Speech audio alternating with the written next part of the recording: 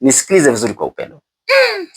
Kwa mahali muumba anakaa ni kwenye nini? Kwenye moyo. Nisikilize, ukisoma kwenye kitabu humo kuanzia mwanzo mpaka Ufunuo unagundua hata wote waliotumwa wote muumba alikuwa akai ndani yao. Kilichokuwa kinakaa ndani yao ni nini? Ilikuwa ni nguvu ya muumba, ila yeye alikuwa akai. Ukitaka kuamini, Musa alikuwa anafanyaje? Nisikilize. Kilichokuwa kinakaa ndani ya wote waliotumwa wote, mitume na manabii, wakubwa kwa wadogo, ilikuwa ni nguvu ya muumba. Ila muumba yeye akai. Alikuwa akai. Anapandiliza nguvu hapo na kape anakuwa hakai ndani yao. Nisikilize vizuri mwandishi. Nisikilize vizuri. Kwa nini alikuwa hakai? Ilikuwa ni nyumba ya nini? Roho, nafsi na nini? Na mwili. Kiti cha muumba ni nini? Ni moyo. Kwa nini alikuwa hakai? Hapo sasa tunajua yani kwa nini Musa alikuwa anasikiliza sauti wapi? Mlimani. Yes. Kwa nini asingesema paka muumba alikuwa anakaa ndani yao moja kwa moja? Kwa nini akasikilize kule? Muumba alikuwa anashuka anawapa maelekezo kwa level ya nini? Ya sauti. Akishamaliza anarudi mahali pake. Kwa sababu alikuwa hamna. Kweli. Haya, ukija kwa Elia mtishi ni hivyo hivyo. Ukija kwa Yesu ni hivyo hivyo. Yesu alikuwa anaenda kwenda kusali katika Luka 1:35. Kila siku anaenda kusikiza nini? Sauti. Akishasikia sauti anarudi mahali pake. Kwa sababu wote tuko sio level ya moyo. Sasa leo nataka niongelee habari ya nini? Ya moyo. Sawa sawa? Sasa moyo. Moyo ni nini?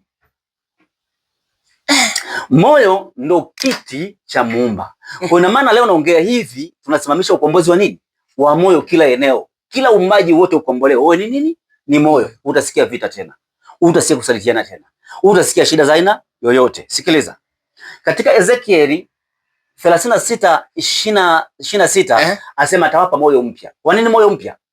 Ina maana kuna moyo uliokuwepo uliharibika. Sawa. Subiri tutasoma baadaye kwa sababu muda. Tawapa nini? Moyo mpya. Kwa sababu moyo uliokuwepo ulifanyaje? Uliharibika. Kwa adui alikuwa anahakikisha anamgawanya kila mmoja na kuwa vipande vingapi? Vitatu. Na dunia ikatubatiza majina mangapi? Matatu. Mimi nilifuta majina matatu. Jina tu moja. Ushafuta. Mnabaki jina hili.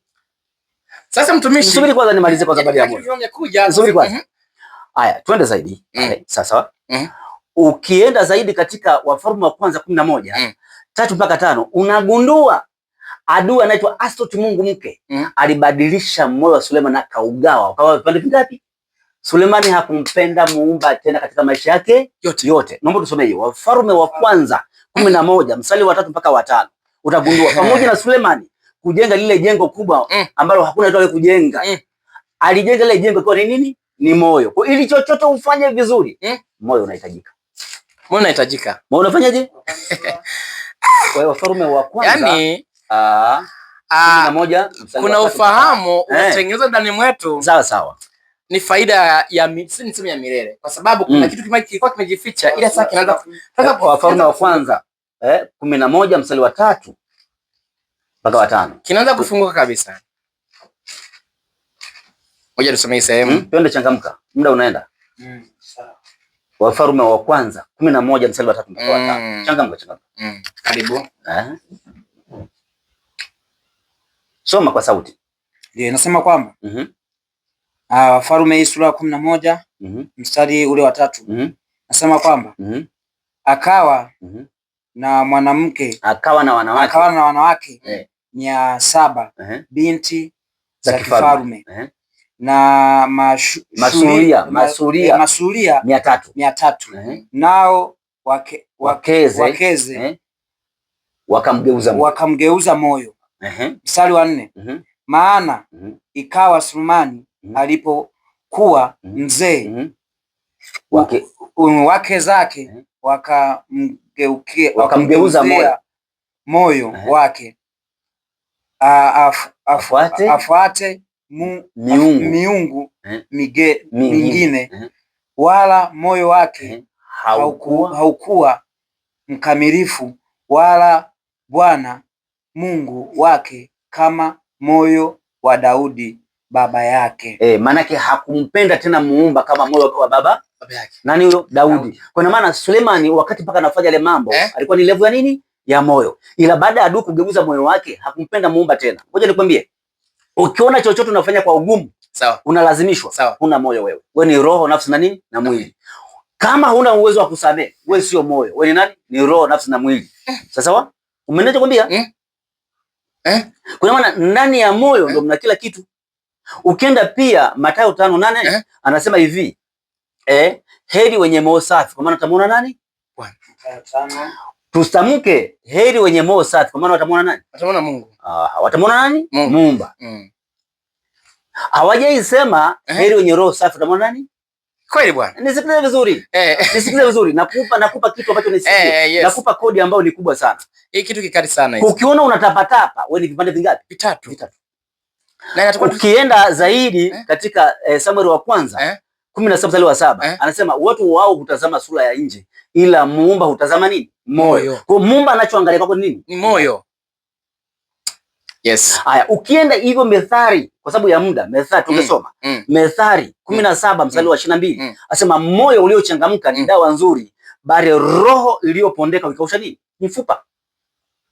Kuna maana changamko lipo kwenye nini? Kwenye moyo. Uponyaji upo wapi? Kwenye moyo. Mabadiliko mazuri yapo kwenye nini? Kwenye moyo.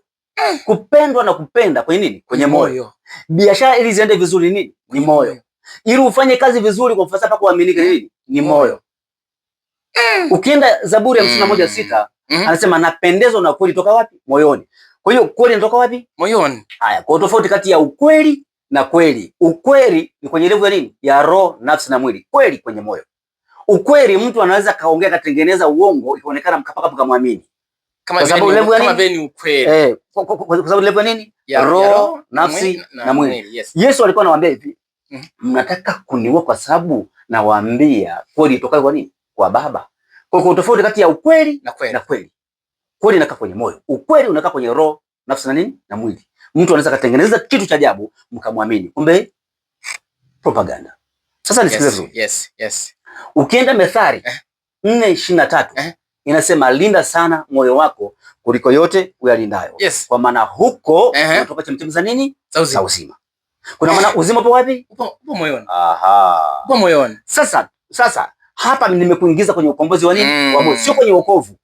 Kwa sababu nimekuambia wokovu anayekuja kukukomboa wewe, kukuokoa wewe, yeye lazima afe kwa ajili yako wewe. Ila ukombozi anayekuja kukuokoa wewe, yeye ni mzima na unatoka ukiwa mzima. Kwa hiyo huku tunapoingia huku mateso hakuna. Katika siku ya leo tuko tunafunguka, nishakwambia kutoka mwanzo. Ndio. Kulingana na muda tunaomba uendelee moja kwa moja na uhitimishe ili tupange siku nyingine tuendeleze. Nitaruhusu maswali wenye maswali atauliza. Atauliza. Nisikize basi vizuri. Sawa kabisa. Ukiendelea zaidi kwa undani zaidi. Kwa habari ya nini? Ya moyo. Mimi naongea habari ya nini kwanza nini? Ya moyo. Kwa ina maana sasa hivi ili unielewe vizuri, kubali nyumba ya roho, nafsi na mwili ivunjike. Nikae katika moyo. Ile nyumba ilikuwa inamilikiwa na nani? Na adui. Nikisimama katika moyo. Sawa? Ukae katika level ya nini? Ya moyo. Utamuona aliyeumba. Utaona vinafanyaaje? Vinatokeza. Sawa? Sasa tutimize kitu kimoja. Katika Isaya 35:8 mpaka 10. Hebu naomba tusome pale. Nenda haraka. Isaya 35 mstari wa 8 mpaka wa 10. Isaya, naomba nisome mimi mwenyewe ili tuende haraka. Isaya 35, sawa? Mstari wa 8 mpaka wa 10. Nisikize kwa upendo ule kupitiliza. Kuna vitu nataka nikupatie hapa. Sawa? Anasema na hapo patakuwa na njia kuu. Na njia nayo itaitwa njia watakatifu. Wasio safi hawatapita juu yake, bali itakuwa kwa ajili ya watu hao. Wasafirio wajapokuwa wajinga hawatapotea katika njia hiyo. Hapo hapatakuwa na simba wala mnyama mkali. Hatapanda juu yake. Hawataonekana hapo, bali waliokombolewa watakwenda katika njia hiyo. Na hao waliokombolewa na Muumba au Bwana watarudi, watafika Sayuni wakiimba, na furaha ya umilele itakuwa juu ya vichwa vyao. Nao watapata kicheko na furaha. Huzuni na kuugua zitafanyaje? Zitakimbia. Huzuni na kuugua zitafanyaje? Zitakimbia. Kwa levu ya nini? Ya moyo. Katika Methali 17:22 kwambiaje? Kwamba hivi moyo uliochangamka ni dawa nzuri, ila roho iliyopondeka ikausha nini? Mifupa. Kuna maana mahali pa kufanikiwa mtu yeyote ni nini? Ni moyo. Kwa hiyo kwa kusudi la Muumba kabla mambo hayajaribika,